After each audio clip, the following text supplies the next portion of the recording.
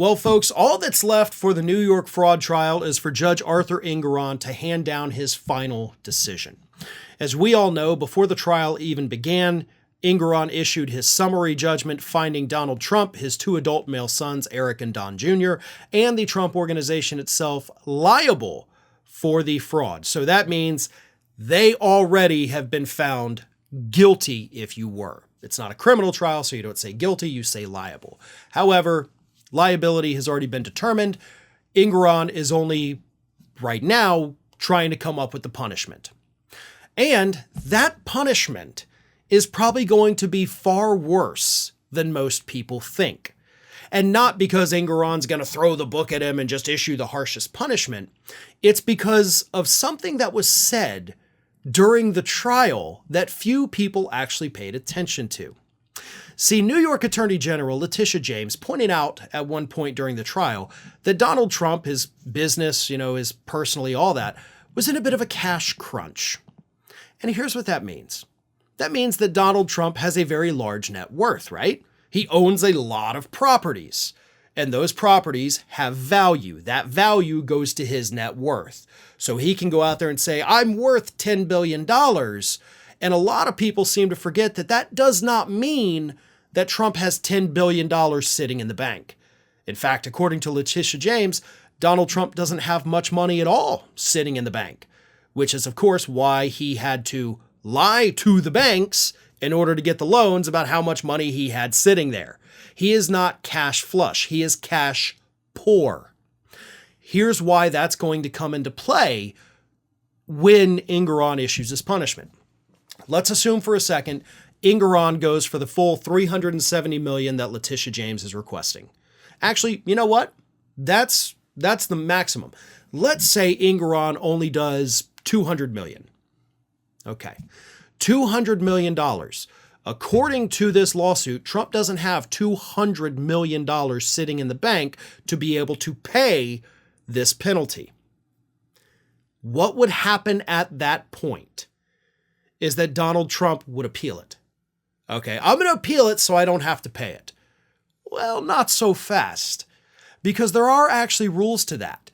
You can't just appeal a massive verdict against you, hoping that it goes away on appeal. You can't try to push it down the road so you have time to raise the cash. In most states, New York is one of them as well, what you have to do, and Giuliani's finding this out, with his appeal of the defamation ruling, you have to take the verdict against you and put it in a bond. So you have to show the court and basically give to the court the money up front. So you still, even if you appeal it, you have to pay it. So that money leaves Trump's bank. Problem is, Trump doesn't have the money.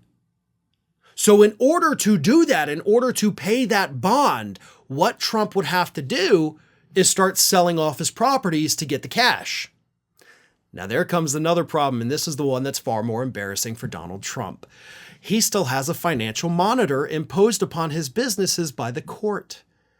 So Donald Trump cannot make any moves. He cannot sell any properties. He cannot sit there and haggle over the price because he doesn't think he's getting a good deal.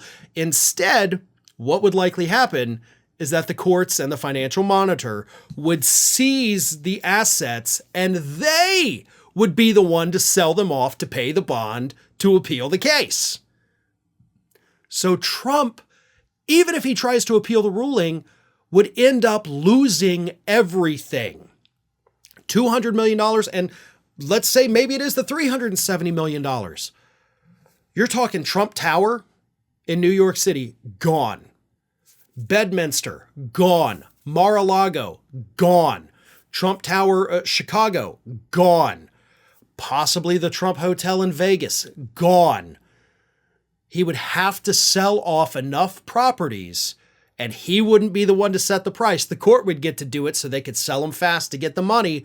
So we're talking about way under value so they could get their money. The state has the authority to seize the properties if he owes them hundreds of millions of dollars. So Trump's fate, not only could he lose hundreds of millions of dollars, not only could he lose his ability to even do real estate business in New York, same thing with his sons, the company would be shut down, and then the more humiliating thing, the courts would sell off his assets, leaving him with literally nothing to pay off whatever punishment is coming his way. That's just a possibility. I'm not saying it's 100% going to happen, but there is a very good chance that that is what ends up happening to him. Hi, everyone. This here is little Athena, and Athena would like to know why you haven't subscribed to Fair and Balanced yet. So please, don't let Athena down. Subscribe today.